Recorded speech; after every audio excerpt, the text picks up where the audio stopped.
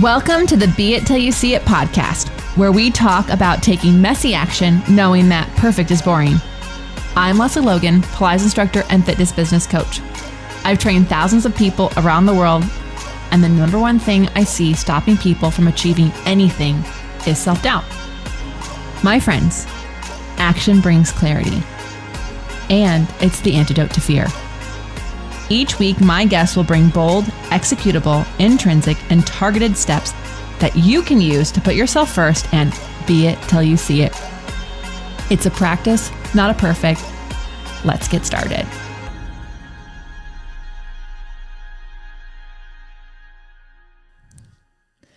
Welcome back to the Be It Till You See It interview recap, where my co-host in life, Brad, and I are going to dig into the abundant convo I had with Dr. Vic in our last episode. If you haven't yet listened to that interview, feel free to pause this now and go back and listen to that one, and then come back and join us. There's so much information. There's so much positivity. Yeah. He was like taking like a dose, like a, do you know what I mean? Like a electric zap of positivity and abilities. And I just really enjoyed that. I think he was giving it. Yeah. Yeah. So anyways, if you were listening to this in real time, we're in Nashville. Yeah, we're hanging out with episode, I can't think of the number, but I think it was 140's Lauren Zoller. Yeah, Lauren Zoller. We're hanging out at her house, and we're hanging out with a bunch of. Actually, I think we're in meetings with a bunch of people who've been on the pod. Yeah. Also, Amber Shaw. I know. I hope she's there. Maybe Tori. I think so. We're going to a coaching weekend, and we're actually going to bump into a bunch of people a bunch of our friends. Yeah. This is how we hang out. We're like friends. Let's all learn together. Let's all learn together. It's a write-off. We get to hang out and write it off. Oh my gosh, it's so fun. So anyways, we come home and we literally kick off our 7th agency mini, which is our 7-day coaching program, which if you've been listening to the show, you've heard us talk about it. And you have the final moments if we have spots left to sign up right now. And if there are no spots left, you'll get on the wait list for the next one. If you're like, I'll just wait for the next one, then you shouldn't. You should try to get into this one because... You should totally try to get into this one. This one's going to be amazing. We are going to have a couple of guest coach appearances. Yeah, we are. Who? You'll have to be there. I know. Some of them are going to be total surprises for even our agency members. Yeah. Which is really exciting. We have some of our agency members will hang out inside of Mini to support everybody. But we only offer this twice a year. So if you wait till the next time, you're literally holding your business back 4 months of generating income and getting support and maybe not wasting time on things that won't work and actually like dial in things that will. So that's happening. And then we go to Chicago for Pilates on Tour. That's going to be fun. And Erica Quest and I are teaching a workshop together. And then you have a table with our flashcards and our book. Yeah, come hang with Brad at the table. And then we come home on our 7th year wedding anniversary on the day, and then we have 48 hours to get ready for a bunch of people to be at our house for a business retreat. So, woo! I am so excited for water, sleep, my higher dose mat, my red light therapy, and our incredible team who helps us get all of this done so that we can support all these people because we freaking love doing it. Absolutely. I really can't wait to see everyone not only hanging out in Nashville, but actually getting to meet a bunch of people in the Pilates world in Chicago. And then, of course, diving deep into your businesses for those of you who are joining us here in Las Vegas for the business retreat. So can't wait. I was like, divvying. What are we divvying? Yeah, we're divvying. If you were interested in more information about Agency Mini, just go to profitablepilates.com/mini. Yeah. And Pilates on Tour is on Balanced Body's site. And you can't miss it. Like, it's going to be amazing. It's the first in-person event they've had since the last time I was with them, which was in October 2019. So, wow. Holy freaking moly. Been a minute. Here we go. In a minute, I'm going to need a question from the audience, Brad. Yeah. So we got a question from someone asking, are you planning to drive around the country again this winter? And the answer is yes. Yes, we are still, at this moment of recording, we are still working on it, but we did get to talk to Joel. We did. I think that this kind of goes hand in glove with our tours that we have been doing the last handful of years, skipping COVID year, of course. But I think this year we have a different timeline. We have to be back in Vegas for January 1 for a wedding. For actually December 31. Oh, December 31 for a wedding. I know. So we are working on planning out the route, and we're kind of thinking we'll leave a little earlier and do the tour before the holiday. Yeah, it'll probably all happen first, and then we'll hang with family before turning around and coming home to Vegas. We have not picked all the cities yet. We're still working that out. And so you can throw your city in. You absolutely can throw your city in. I will say it's going to be a different route this year than normal because we don't have the luxury. I was really hoping to get up into the Northeast, get up into Canada even, but I'm not sure we're going to pull it off this year. He always has hopes that we'll drive in the winter time. We're going to Canada. I know, but I don't want to go. Why would we drive into Toronto in the winter? Because we're going to be on that side of the world. To my Torontonians, I fucking love you. I just don't, tell Brad if, summer driving into Toronto is a better idea. I know it is. I've been there. Yeah. Yes. I have not. But anyways, so you can throw your city out there. Typically, we have host studios. They're usually affiliates of OPC, and they basically help us promote it in the area. We pop in, we do a workout, we have a little hang, and then Brad and I get the dogs walk, and we get back on the road. But we're super excited to get that planned. And so, the answer is yes. I know the answer before was I don't know, but the answer is now yes. And I'm excited to it's like a one-legged tour. It's like a tour on one end. We're going to hop. Yeah, we're gonna hop. But yeah, but we're very excited to be able to attend a wedding. So we're trying to make that work, which just means traveling back from Philly to Las Vegas in literally 4 days. We've done it faster. We've done it faster, so I think it's possible. It's possible. Yeah, it's possible. Okay, so you can just hit up opc.me/chat if you want to throw your city in there, and then our team will figure out if you're on a route that allows us to get from, I was going to say A to B, but it's literally LV to PA and and back. And you would be surprised what's on the route because Atlanta is on that route. We are working out Atlanta. Oh, yeah. We talked to Joel, as I mentioned, from Vitality Method. So we'll see you there. Looking forward to that. Okay, now let's talk about Dr. Victor Manzo. Transitioning from a practicing pediatric chiropractor, meaning kids, right? I didn't know. The way you said that was as if the word pediatric is new. It just is I didn't know chiropractors work on kids. Brian, our chiropractor, works on kids. He has pictures of kids. Before I met Brian, I didn't know that was a thing. So yes, I didn't realize that chiropractors could do that. Anyway, moving right along. A practicing pediatric chiropractor to a spiritual business mindset coach, Dr. Vic is on a mission to influence and help people become aware of their limiting beliefs, their habits, standards, and the stories they tell themselves. Then he shares his insights to help them reframe and change their beliefs to support a life they love.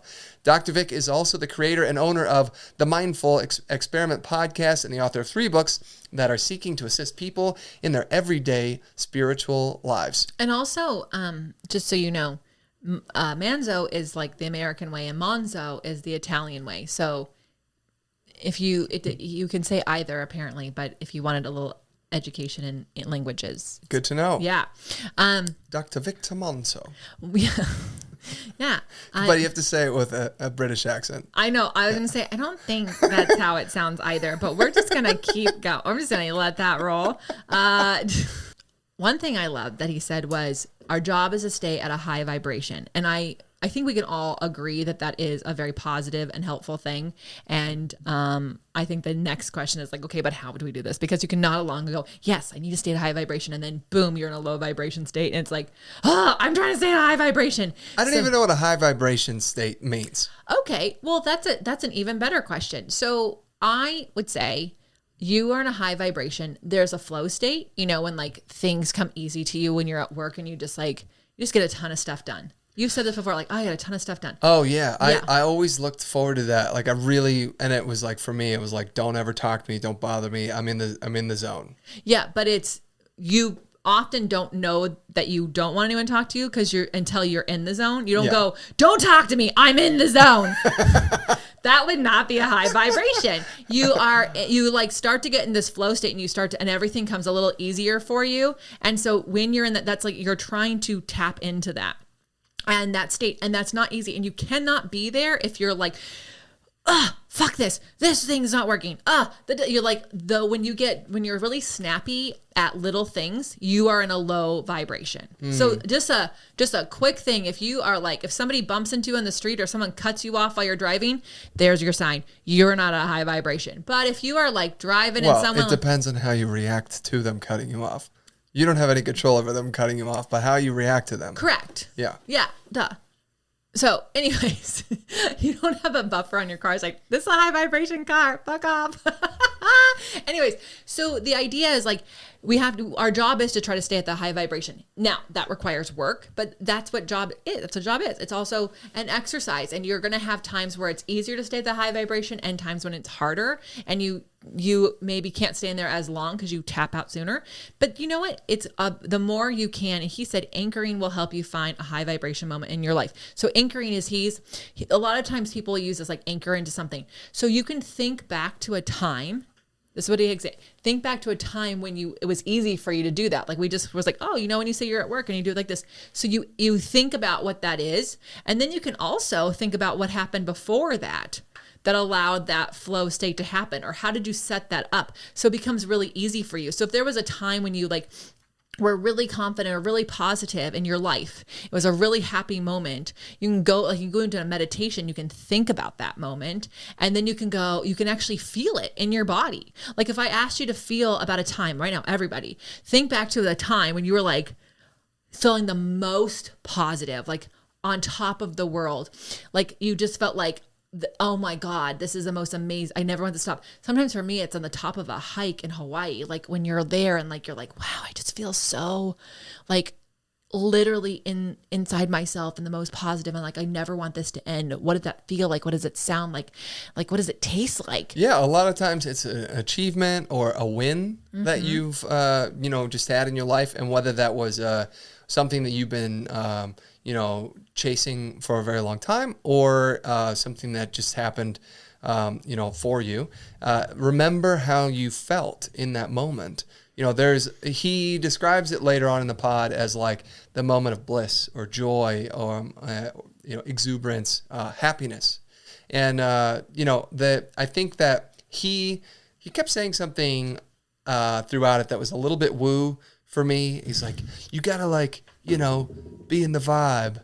And it's funny because I use the word vibe, but like what was really surprising to me is that he's a doctor who went into being a spiritual guide, which is kind of the opposite of what I expect most people to do, because they're trying to prove something, right? And so they go and they really get into like science and medicine and like proof and tangible and logic. And like he has all of the foundation of that doctoral, logic. And then he's actually applying it into the spiritual, the attaining a spiritual life. Yeah.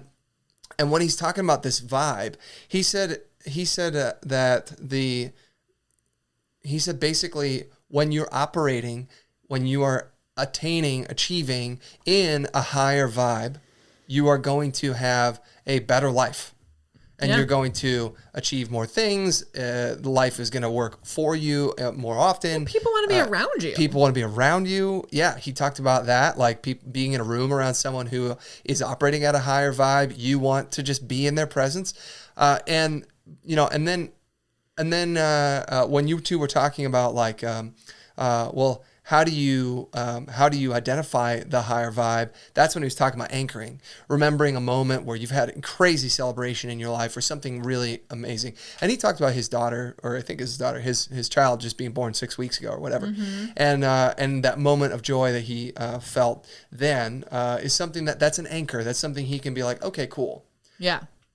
Yeah. I think so find your anchor, and then And then if you're ever feeling like, wow, I'm just like losing it every few minutes right now, today is not a great day, take 5 seconds to like go back to that moment. Like maybe you have to write on a Post-it note. So it's easily, I know I can't think of good things when it's a bad thing, but so I like have it somewhere where you can easily access it. Yeah. And then go try to anchor into that and see if you can tap into that high vibration. I know for me, I'll turn on my red light therapy and I'll sit and play. I have this one little mantra meditation. It takes like 5 minutes and it's like all these positive mantras. And I'm like, I feel so good when it's over. So, there's lots of tools out there. I like that you said that, because he was talking about forcing it, and taking a pause and allowing that to be effectively like a reset button, and there was actually a lot of conversation about forcing it. And I know that I do that, where I'm like, I have to get this done. I only have another hour to get this done. And I'm like, ugh. Right. And like, to be honest, it's generally not my best work. Or it takes longer. If you just taken 15 minutes to like go rest, go reset, you might come back and get it done faster, and it'll be better work. Yeah. And that, it can be a simple meditation, as it were, where you're effectively stepping back from something that might be frustrating you and reflecting back to what your anchor is, where you can, okay, how do I reframe where I'm at right now? How do I get back into joy, right? Before I then get back into this project that I have to get done. Yeah. So yeah, that's really interesting. And what I really loved about that is, I thought there was a very practical approach, but also too, he said, hey, look, give yourself a break here. This is something that's a habit you have to create. You can conceptualize it right now, but in the moment you may forget. And so it's okay. This is something you need to practice. Yeah. Yeah, I mean, you can't get in, like, I think it's so weird that we want to get everything right the first time. I say this with agency members, like we teach them something and then they get frustrated, like, I can't do it. And it's like, well, you just learned it like 5 seconds ago. Of course you don't. Like, you can get it conceptually, but then you got to do it and you're like, it's like, right, because you just learned it. You have to do it again. And then you have to learn it from a different angle. And then you have to like put it into your own words. So you gotta just be kind to yourself. And like, when you are being hard on yourself about how you're not good enough the first time you do something, here's your sign, not a high vibration. I feel like Jeff Foxworthy, here's your sign, you are in low vibration. All right, so finally, let's talk about those beit action items. What bold, executable, intrinsic, or targeted action items can we take away from your convo with Dr. Victor Manzo? Yeah. He repeated himself a handful of times throughout the whole interview. So I thought that was great, because it made it, he's got like a very clear path on how to stay in that high vibration. And so right out of the gate, he said, you need to have or create your vision. Okay. And that vision is for your life. Do you see yourself staying where you are, doing the thing you're doing? Is that something you love and you're already doing that thing? Or are you not where you want to be? Where do you want to be? And he suggested to make that like an anchor, to play that like a movie in your head and associate it with those vibes from the anchor that we already talked about earlier, right? So, if you are like, I'm going to get that promotion at work, and so see yourself getting the promotion at work. I mean, you hear this actually from football players all the time, like, see yourself scoring the goal, see yourself catching the ball, see yourself getting past the opponent, whatever, and then he talked about relating that vision that you're creating with the emotions, the joy from that moment that your anchor is. They have actually done studies where they had people think about working out, like literally put their mindset into like actually like lifting weights in their mind. And then they had people work out but not think about it. And then they had people do both. And the people who worked out and the people who thought about working out had the same strength scores. I did not know that. Yeah. It's because our mind is so powerful. Crazy. And like when I was talking with Jay Grimes, he's my Pilates mentor. I told him this and he's like, oh yeah, He's like, I used to get so tired after teaching 2 hours because my body was like doing the workout with them. Like the muscle, like he's like, I wasn't rounding forward. I was just standing there, but like my muscles were doing the things. And I, because you're like feeling it, you know? And so even no wonder teaching can be very draining. It can be. And then people bring their own weird emotions to it. And then clients, there's the vampires. They're bringing those low vibrations. Yeah. In. Yeah. But he talked about like, you know, even he says now, he's like, I want to feel your exercise. And like, he can't do it now. So I want to feel it for you, you know, so you got to do it that way. So I think, you have it. I love what his point was. And I think like, I don't think we give ourselves enough time to just sit still and like picture the thing that we want and like create that, like see the vision. Yeah. And even if you're not a visual person, then write it freaking down. Yeah. He did talk about that. He said a lot of people, maybe they can't like create like a movie in their head, but they can write it down and they create the story that way. Mm-hmm. Yeah, totally. So I really loved become aware and use that feeling as a compass for the work that you want to achieve. So like he was talking about vibe and paying attention and the excitement. He gave a whole demonstration about like rubbing your hands. Do you ever remember? I remember being a kid in a school bus and like we would like put our hands like. Do you ever do this where you like put your hand like close to their hands? You could do it with me. Do it with me. Give me your hand. Okay. And like you would like get close with your hand and then you get further away. I can feel the heat. And you can do you feel that? You can feel energy. Yeah. Yeah, so he actually talked about taking your hands and rubbing them together. Yeah. And then holding them slightly apart, and you can feel, that energy between them. I'm vibing so high, I didn't even need to do that. You felt it anyways. But anyways, like he gave like a very kinesthetic exercise you could do to feel that vibe, and you can also I think it's really interesting. Like awareness is so key. And we even talked with like Lena Franklin, she's like, once you're aware, you're enlightened. But when you can actually have that feeling of like when you become aware of what you're wanting and the vibe you want to have, it is so much easier to use that as a compass and know how far off you are. I'm turning because I'm like, and then like how, like a compass, right? And you can come back to it. Yeah. Sorry. I feel like we're missing a step to connect those dots here. So what he's talking about is we operate better when we are in a high vibration, right? But we're not always in a high vibration. No. Right. And so you can change. You can be in a high vibration in the morning and low by an hour later. Like it's like you're a human. So we operate better at a high vibration, and we're not always operating in a high vibration, right? So then we have, how do you know what a high vibration is? That's where the anchoring is, right? And then we have going out and doing life. And once you understand, once you begin to associate high vibration and be able to identify that internally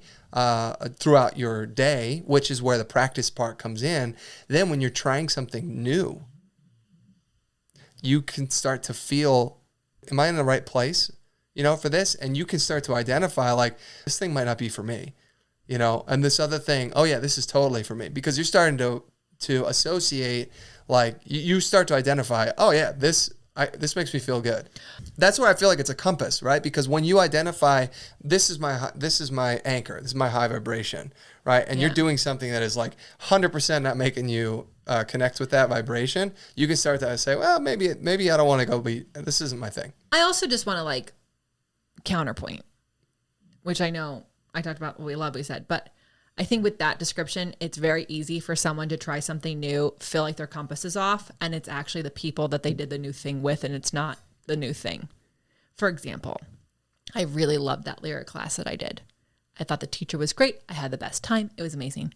I went back, and my compass was like, this is off. This is not fun. I left feeling worse than when I came, and then I didn't go back. And actually, the reality is that just the people that I was with for that moment made the compass off. Interesting. Not the thing. So I really think that there's like... So it's almost like something that we can bring. It's something we bring to a situation, and it's also something that we can be paying attention to. Yeah. I mean, let's just think about like you and I used to go on hikes. We loved hikes. Yeah. And there's a few hikes in there that I remember going, fuck this shit. When is this fucking hike over? Because the people brought the low vibration. The people took the compass the wrong way. And so I think it's like we have to be really mindful of like, is it the activity or the location or is it the person? Because there are some things I freaking love doing that I would never do with some people. And so I think we can be a little quick to go, my compass is off, this isn't for me, when actually that's the thing. It's just the wrong, like, can you imagine if your first date experience blew up and was the worst thing ever? You're like, I'm never dating again. No, it was the wrong date, right? Like, or your first job was like the most awful experience. You're like, I'm never working again. Yeah, but I think that's exactly right. When you know that something is your high vibration, right? For example, that moment of joy, whatever that is, and then you go on a date and you're like, this did not bring me joy. This is nowhere close to where I want to feel to be. Then you can say, all right, cool. Yeah, but that's my point. It's that person, not the dating, not the activity. You went on another date with somebody else. Yeah. Yeah. I think we're saying the same thing. I'm just making sure people... It's not always about people, though. No, it can also be the most amazing people on the worst activity. I think we need two compasses. Yeah. Aren't there like compasses with like a node? Like a weather pattern? I don't know. Like I feel like there's like a dew point that goes along. I don't know. There just has to be another layer because I'm a little concerned that some people will go, oh, my compass is off. I didn't like this thing. When maybe it's not the thing. It's like the place where the thing was, the person where the thing was. I'm not trying to tell people to convince themselves to do something different, but I'm just a little worried that people might give up on the first try of some things based on this one particular example. Here's what I think we're going to do. I think this is a really interesting conversation. We're going to send this to Dr. Victor Monzo, and we're going to get his input. But in the meantime, we want your input. Yeah. Where do you stand here? Is this something that you're applying, or something that you're putting yourself in a situation and feeling, right? Or are you applying it to a situation because you're reframing your mind? Yeah, I just want to make sure that we're not giving people. I totally agree with what he said when I was on the podcast. What I'm a little concerned with just the way we're talking about it is that we're making it so that it might be too easy to write off something that there might be the wrong ingredient. It's like food.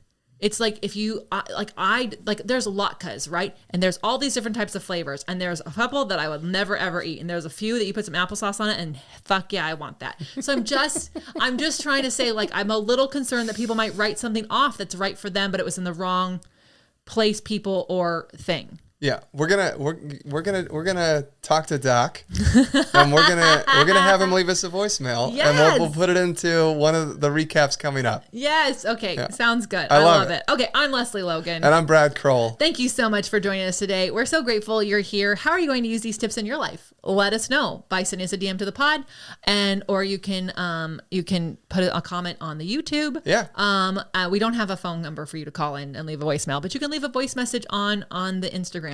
So I sound like an 80-year-old. You can do it on the Facebook. You can do it on the Instagrams, on the WWs. You can do it on the emails.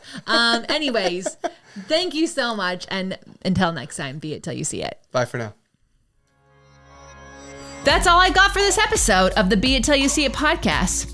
One thing that would help both myself and future listeners is for you to rate the show and leave a review. And follow or subscribe for free wherever you listen to your podcast. Also, make sure to introduce yourself over at the Be It Pod on Instagram. I would love to know more about you. Share this episode with whoever you think needs to hear it. Help us and others be it till you see it. Have an awesome day. Be It Till You See It is a production of As the Crows Fly Media. It's written, produced, filmed, and recorded by your host, Lesley Logan, and me, Brad Crowell. Our associate producer is Amanda Fraterelli. Kevin Perez at Disenyo handles all of our audio editing. Our theme music is by Ali at Apex Production Music, and our branding by designer and artist Gianfranco Cioffi. Special thanks to our designer Jairo Mandal for creating all of our visuals, which you can't see because this is a podcast, and our digital producer Jay Perdoso for editing all the video each week so you can. And to Angelina Herrico for transcribing each of our episodes so you can find them on our website. And finally, to Meredith Crowell for keeping us all on point and on time.